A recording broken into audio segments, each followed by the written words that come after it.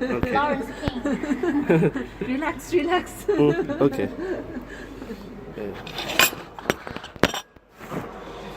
Uh, First, I'd like to know something about your family. I know Colonel Easterbrook is a senior. Your grandpa used to lead the military chaplains of U.S. Army, I think. And General Stilwell spent most of his life, I think, in Asia. And I know your father used to fight in Burma and Korean Peninsula.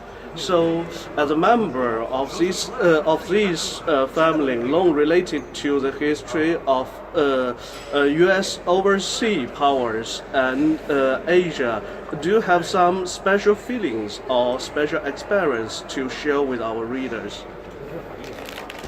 Wow. You talking about my experience? I think your own feeling as a member of this large family. My feeling about what? As being a member of this family, long related to U.S. Army all over the world, especially in Asia.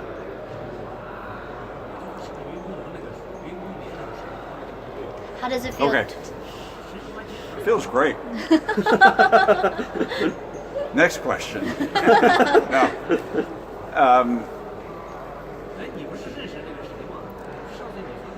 I think it really starts, of course, with my grandfather, General Stilwell.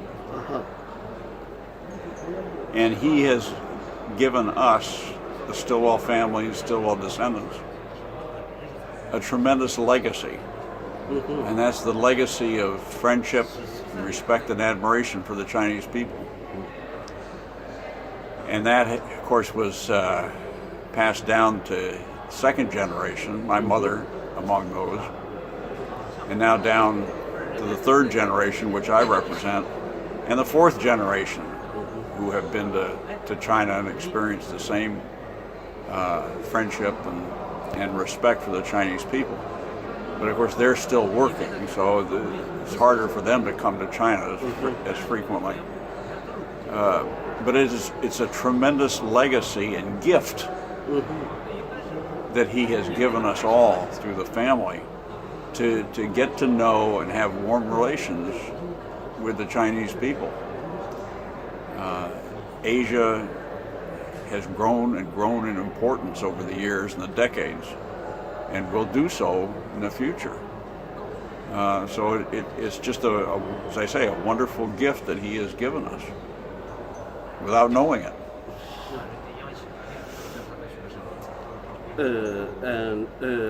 I think General Stilwell, I think he spent a very long experience in China, and a very long, I think even long before the World War II and even the nationalist revolution.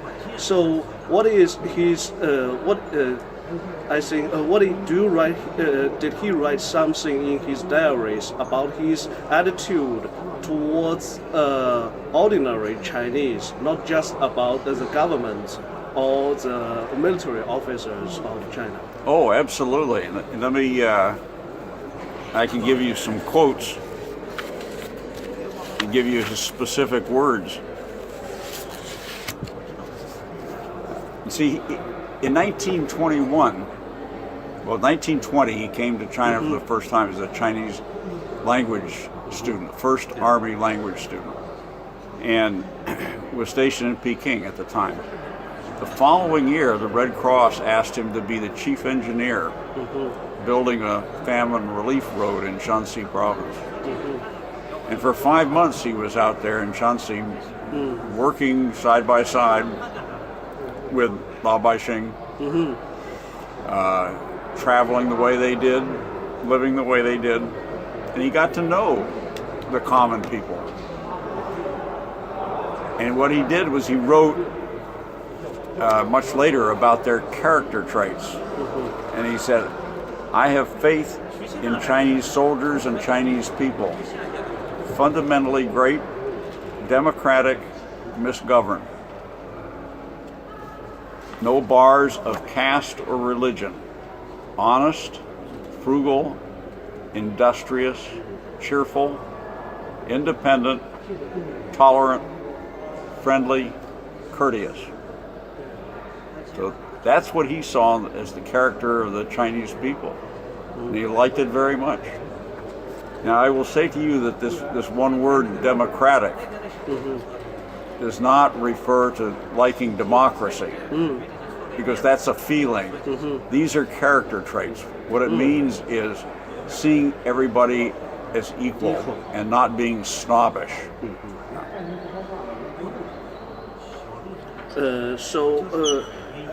I think General Stilwell, he once worked as a military attaché in U.S. embassy. So, what do you know his attitude towards the U.S. Foreign policy in China before World War II? He was not concerned so much with U.S. policy towards China.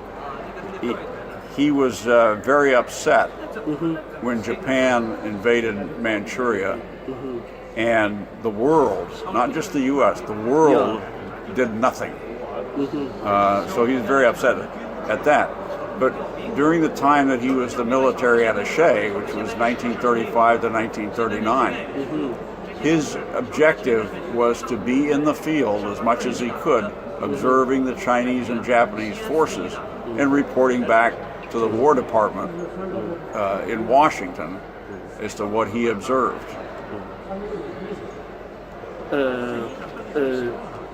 I think, did he have any personal relationship or have any personal reviews on on the military officers from other countries in China? For example, I know there are Japanese and Italian officers and armies in China in 1920s and 1930s.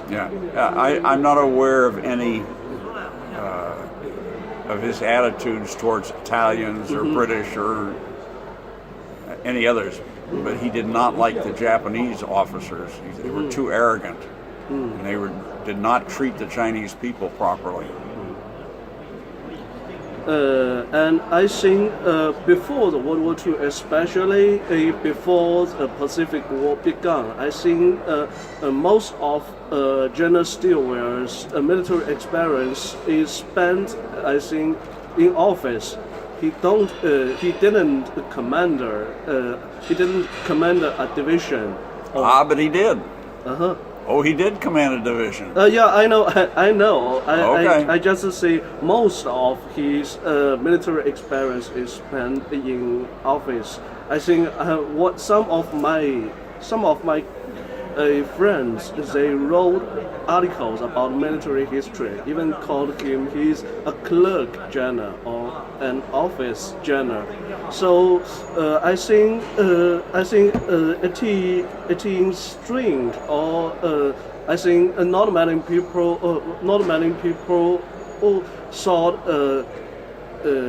he could command, I think, the Chinese and U.S. Army in the China Indo-Burma shelter.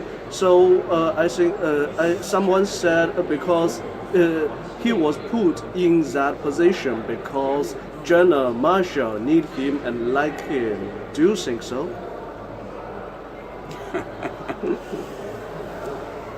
I'm not sure where to start on that one.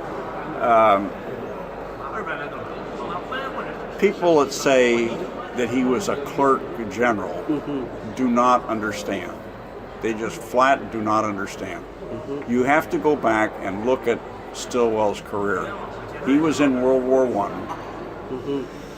with the U.S. forces. He came to China in 1920. Stayed till 23. He then went back for schooling, just like every other up-and-coming officer does. You go through certain levels of schooling. Yeah. You go to your branch advanced course, you go to the Command and General Staff College, Yeah. you go to the War College, and at each level you're learning more about higher level commands. Yeah. Everybody does that.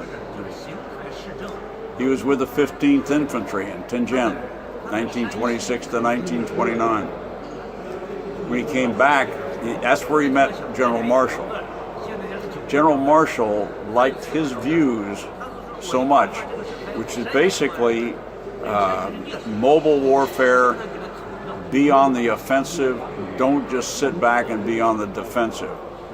He liked Stilwell's views so much that he held a position open at the infantry school at Fort Benning so that Stilwell could fill that position when he returned from China.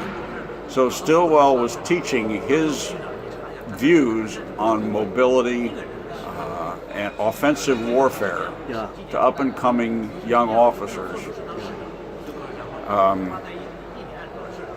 And then, of course, he was back in China in 1935 to 1939, observing and taking a measure of the Chinese forces, the Chinese generals, the Japanese tactics, the Japanese forces, the Japanese generals. Yeah. No other man, no other officer in the United States Army had that experience. Yeah. He was also the only top general in the United States Army that was fluent in Chinese. And anybody that says that he was not fit to come to China and command Chinese troops, I would challenge him to say, who was better? There's a general by the name of DeWitt who was considered first by Marshall and Secretary of War Stimson to come to China to fill that position of Allied Chief of Staff to Generalissimo Chiang Kai-shek, command the China-Burma-India Theater. DeWitt was a World War I general, very getting on in years. Yeah.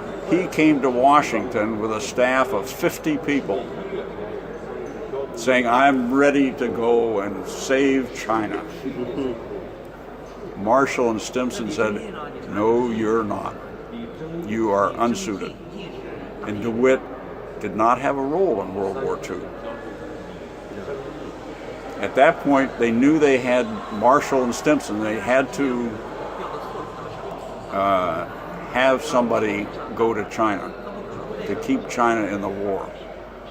Now, in the meantime, Stilwell had been called to Washington to plan and command the North African invasion, to be the first offensive operation by the U.S. in World War II. And he was busy doing that when this need came to send somebody to China. Marshall and Stimson liked Stilwell. And he said, and Marshall said, will you go to China?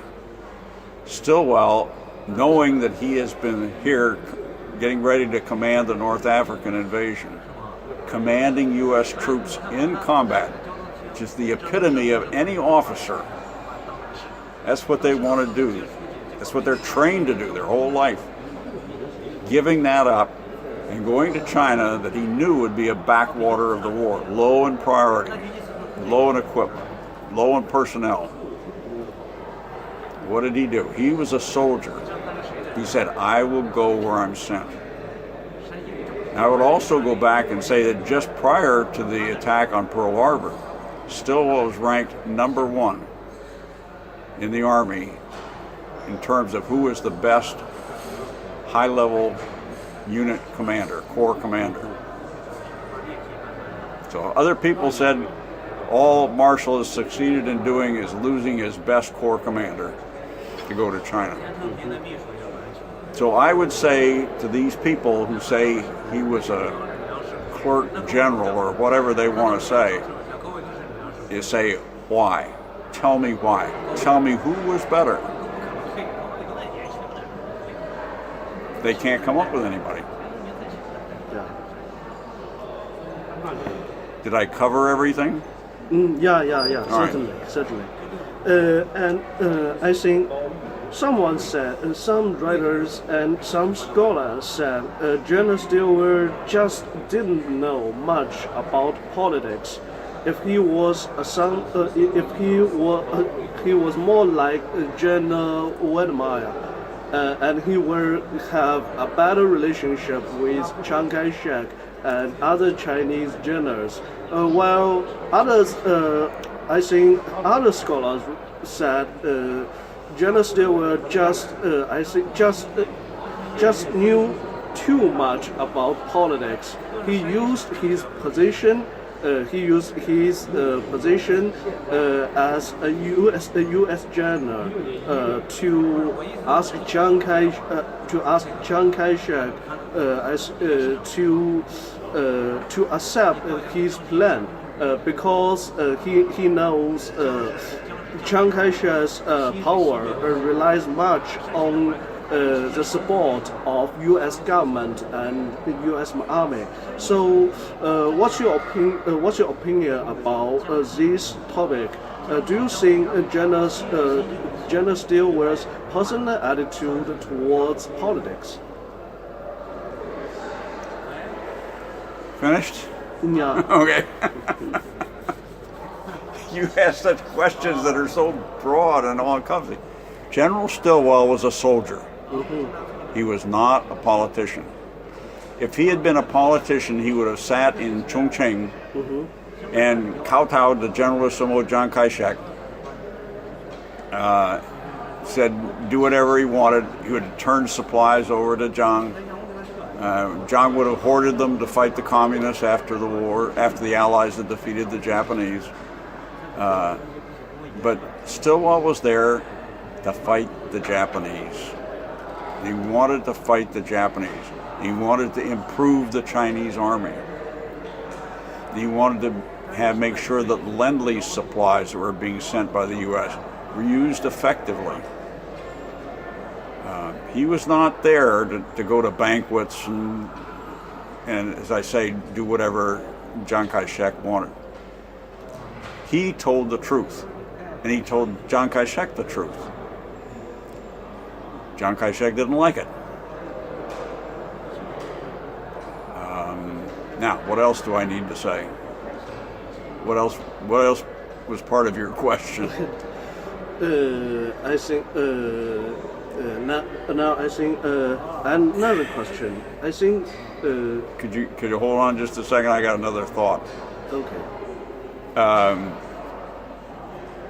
There was no other general that could have gone into Burma in 1944, well, the U.S. general, could have gone into Burma in 1944 with the Chinese forces and made them successful. Stillwell was almost every day in the front lines, pushing the Chinese forces, showing them that they could defeat the Japanese. And it was with his frontline leadership that by the time they captured Myitkyina, the 22nd and 38th divisions were the best units in the KMT army. But no other general could have done that. Wedemeyer couldn't have done that. He's not a frontline leader. And I think about what you just said. I think there are other military scholars of China. They said they wrote in 1944. In China, there are more than one theater. There are more theaters than just one Burma, because in 1944, especially in the summer of 1944, Japanese, I think, use almost 1 million armies to attack the middle provinces of Ichigo. China. And the Chinese army were beaten very heavily. So some of Chinese scholars said, if Stilwell knows more about China, if he sent more gasolines and weapons to support the Chinese armies in the middle provinces, then China, the situation of China could be better in the end of 1944. How would those supplies have gotten from India to China? How would they do that?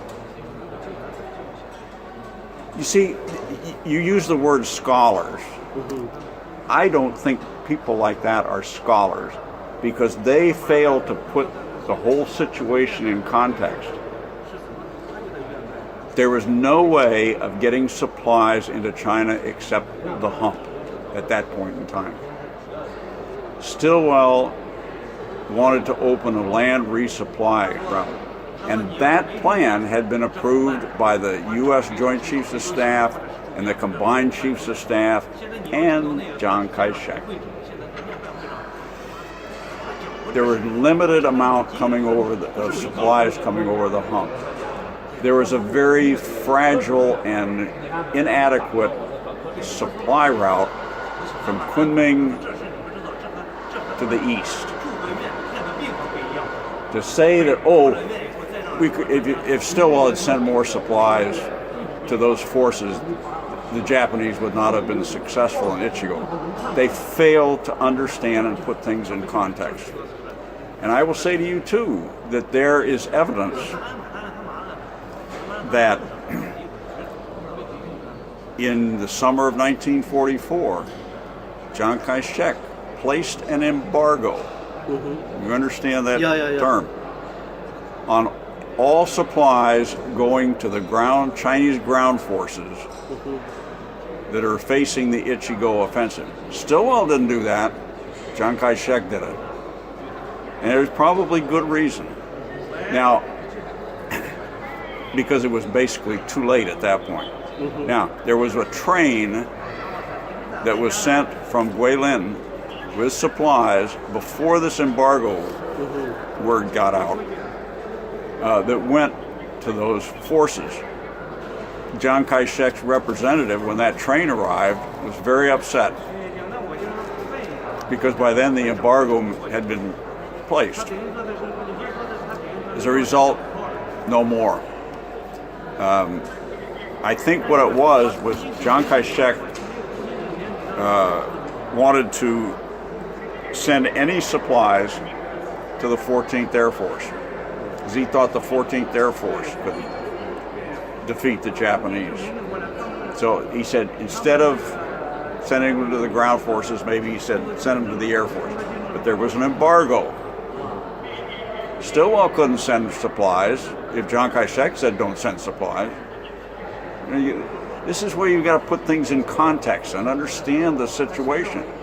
And if these people are really scholars, they'll do their homework and find out about this facts about history. Now, let me go back. For several years, there was a great controversy over strategy in the CBI. Chennault said with less than 150 airplanes, this is what he told Roosevelt, less than 150 airplanes, in 6 months he could bring about the downfall of Japan. Well, that's just what I want to ask you. The tension between Japan and China. Yeah, let me finish. The U.S. placed first priority on Europe, second priority on the Pacific. CBI was third or fourth or whatever. But all of all the assets went to the Europe and the Pacific. Very little came to CBI. Still always wanted a couple U.S. divisions. All he got ultimately was 3,000 men, Merrill's Marauders, ground combat forces. But Chennault said, I can bring about the downfall of Japan. Well, Roosevelt and Chiang thought that was great. Chiang thought it was great because then the Americans would do the fighting, not him. Roosevelt thought it was great because it would be cheap. And they could send more supplies to Europe and the Pacific. So they agreed with Chennault and Stilwell's plan to reopen a land supply route, train the Chinese army, didn't come to fruition. Now, early on, 1942, Stilwell sent a memorandum to Chiang Kai-shek talking about air power. And he said air power can be very destructive. And he cited places like China, England, Malta, Germany, whatever. But they cannot be decisive. Yeah. You can only be decisive with boots on the ground, taking territory. Yeah. So that's why I said, now air power can help that, but it cannot do the job. Yeah. Well, the air power boys won out. And Stilwell had said, as soon as the air power bothers the Japanese enough, they'll simply overrun the airfields. Exactly what happened in 1944. There was nothing that could be done about it at that point. But Stilwell also was faced with all this political bickering going on in Washington and Chongqing and New Delhi. And he was a soldier.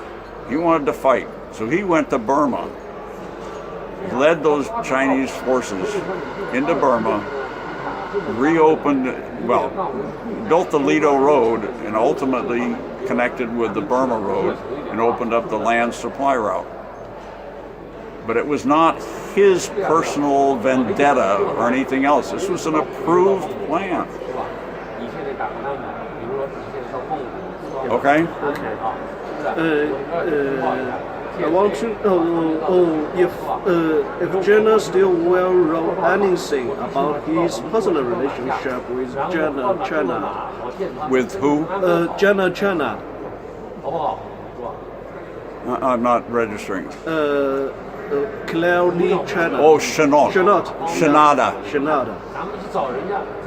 Did he write anything about it? Yeah, because Yeah. I know Okay. Chiang Kai-shek liked Chennard very much. Yes. Their friendship lasted even 10 years after war. But Yes. the relationship between General Stilwell and John is not very good. So, Right. did General Stilwell write anything about the U.S. Air Force and its commander during the war? Well,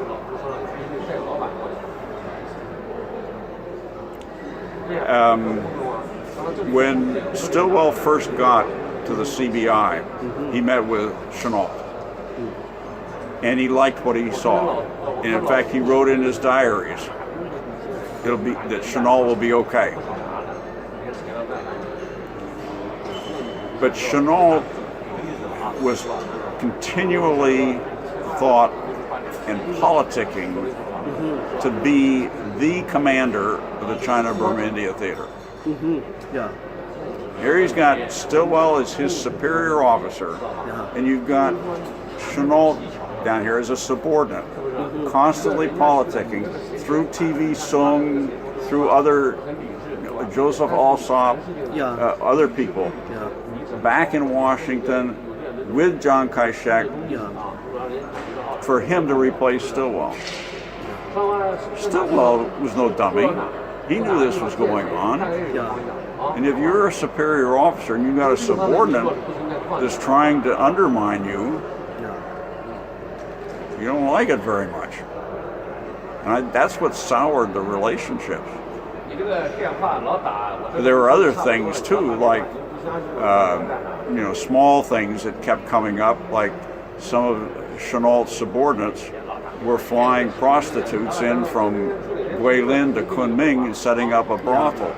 This is absolutely anathema in the U.S. military. There was smuggling coming over the hump.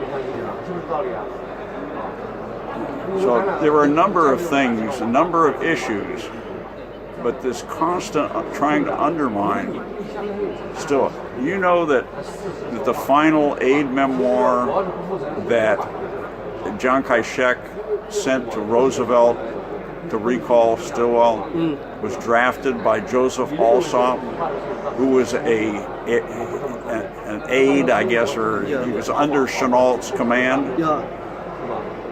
You know, that's, you talk about insubordination. Yeah. It's terrible. How can you run course. run a war when you've got subordinates like that? But yet Chennault could not be relieved or fired because he was so cozy with Chiang Kai-shek and Madam. Politics again. Yeah.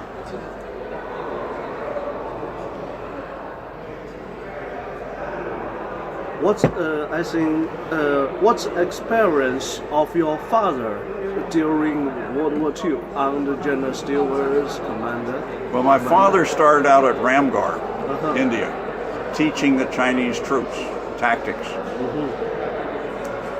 In early, well, he briefly went to Guilin at that training center there, but very shortly thereafter, early 1944, he became kind of executive assistant to General Stilwell in Burma, Yeah. where he was handling projects and whatnot, and dealing with the Chinese forces as a liaison and what. So he saw a lot of these complications and the reality of what went on in Burma. In late 1944, after General Stilwell had left the CBI, my father was given command of the 475th Infantry Regiment, the Mars Task Force. And in conjunction with the Chinese troops in late 1944, early 1945, attacked the Japanese south out of Michina, around Bamo, south of Bamo, and then went over and helped cut the Burma Road.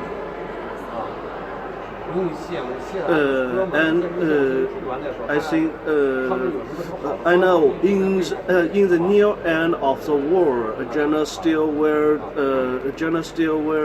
commanded the 8th Army in the Battle of Ryukyu Islands, and he still went to fight against the Japanese.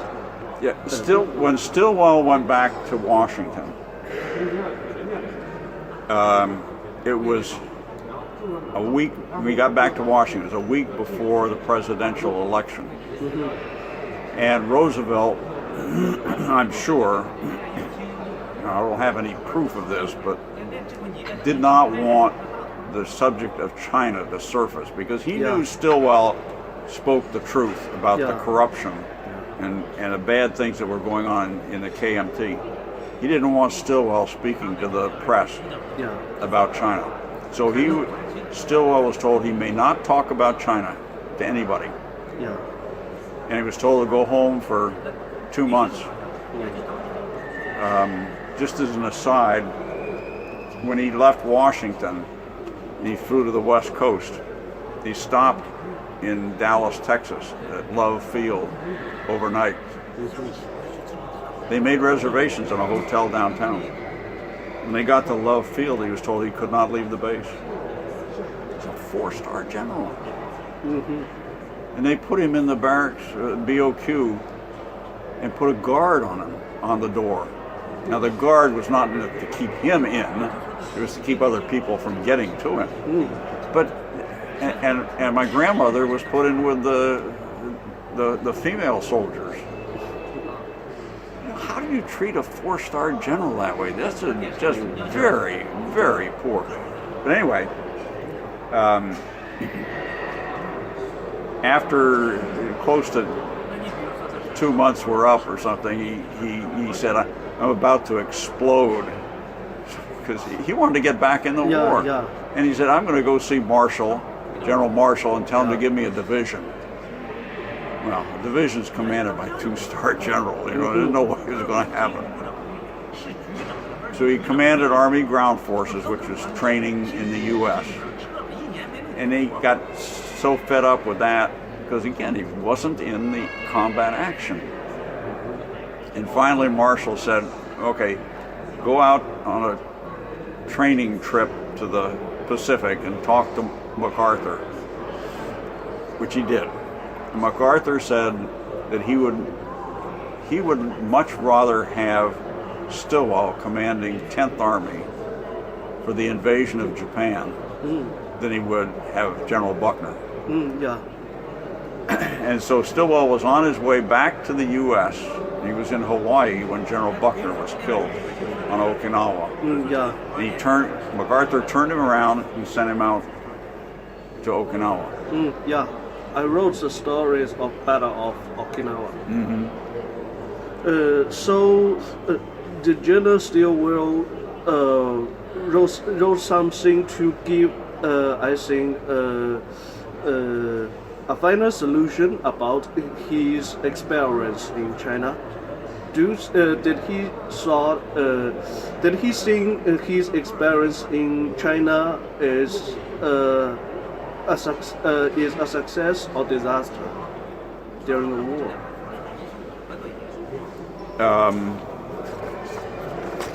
Well, I don't think that I'm not aware that he sat down and wrote some kind of a summary like that. Because he was still a young man. He was in his early 60s. Oh, yeah, And yeah. he didn't expect to die. Yeah. So I don't think there was any kind of a summation like that. Just to hurry. But here's another quote for you. This is from a letter that he wrote to a lady that used to be his secretary when he was military attaché, 35 to 39. This was written in October of 1944. And he said, "If I was not convinced that the Chinese people deserve a break, I would have thrown in my hand long ago." It meant he would have left. So he was there for the Chinese people and the Chinese soldiers. And I think he had to have looked back on what he did with particularly the 22nd and 38th Divisions, and then follow on with 14th and 50th and others, with great satisfaction, because he had said also is that if I can prove that the Chinese soldier is the equal of any other soldier, I'll die a happy man. And I think he did that. So he must have been happy. And I think he did. And I think he accomplished quite a bit.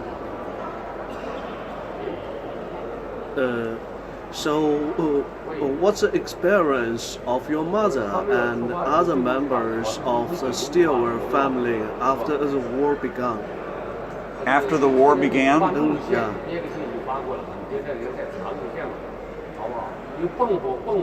Well, my mother was the only daughter. Well, first of all, you have Joe Jr., which was the oldest and the first son.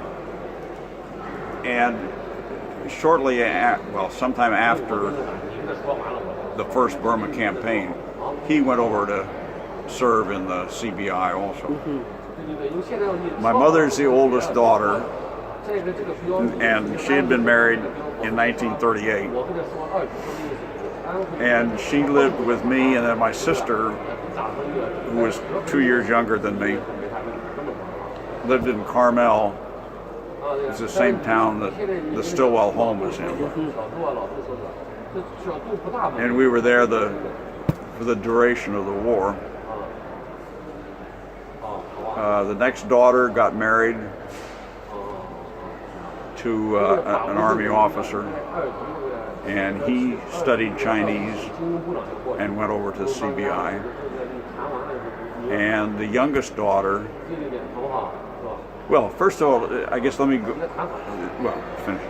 The youngest daughter didn't get married until after the war was over. So she was living either with the Stilwell, their mother at the Stilwell home, or working in San Francisco.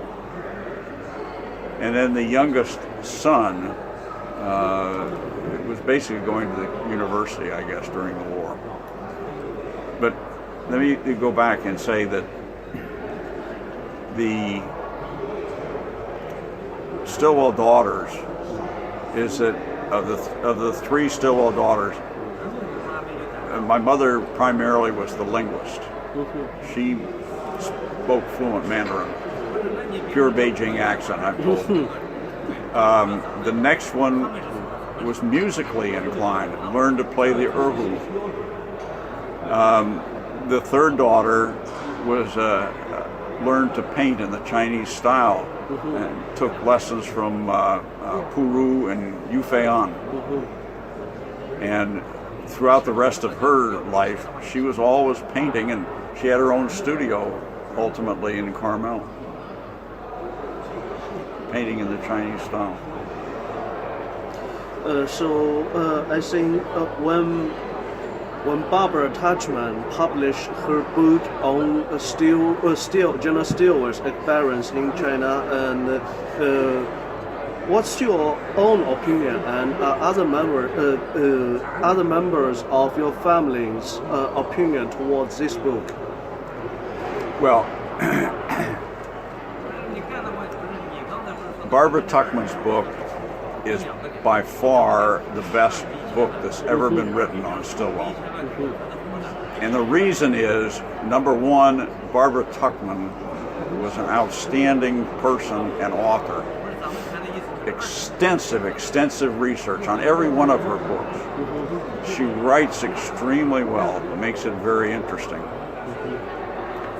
and does not take a position on any subject unless it can be proven. In other words, she's not going to just take my word if I say, oh, this happened. She's not going to take my word for it. She's going to want to go find the facts. And she had access for first-hand research to documents that nobody else had ever had up to that point. She had the access to the original. And she went around and interviewed many people that were associated. So there has never been a book better. And there are things in there, too, that Barbara Tuchman, again, as I mentioned, she would not take something somebody said unless she could prove it, find the facts. So there are things that some people had said about Stilwell that never got in the book.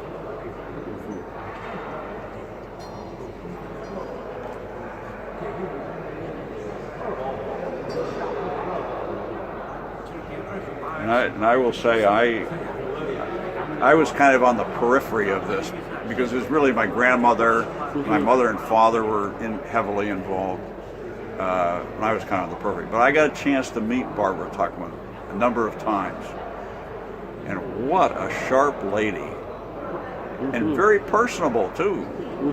But it's, I don't know if you know the expression, but of somebody having a mind like a steel trap. You know, you get a steel trap and an animal comes in and it closes. Facts went in her head and they never came out. They were cataloged up there and she could pull them out at will. Amazing lady.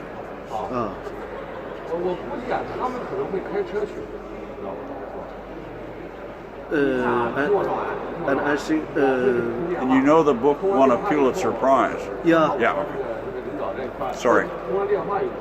And besides, do you or your family members will you collect and publish more materials about General Stilwell and his experience in China in the future? Well, I'm not sure what you mean by that. For example, Publishing more the full material. text of his diaries. The full text of his diaries. They okay, let me go back. Now, I'll see. When my grandmother started placing papers at the Hoover Archives at Stanford University, she was asked, are there any things in here that you would like to close to the public for 25 years, 50 years, whatever? And she consulted with the family and said, what should we do? and family and other people. And the consensus was, don't put a hold on anything. General Stilwell was always a very truthful man, an honest man, great sense of integrity. Don't close anything off.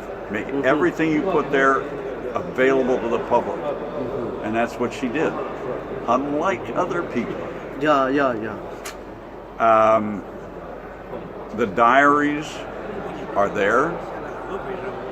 The diaries are also online. They've been transcribed and put online. Anybody can look at them. Rumors are always inspired by secrets. True, but what's the rumor?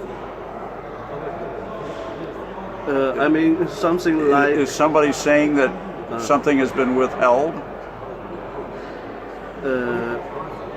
I just mean it is very wise to open all the documents to the public. Yes.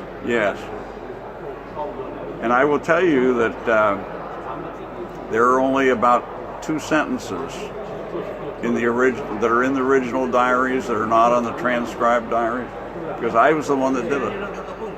And the 2 that we took out have absolutely no historical value, only dealing with family, and might be looked at not very well by some member of the family. So no historical data or value. I think there are especially more people in China knows the name of General Stilwell than those in USA. Absolutely right. Yeah. Absolutely right.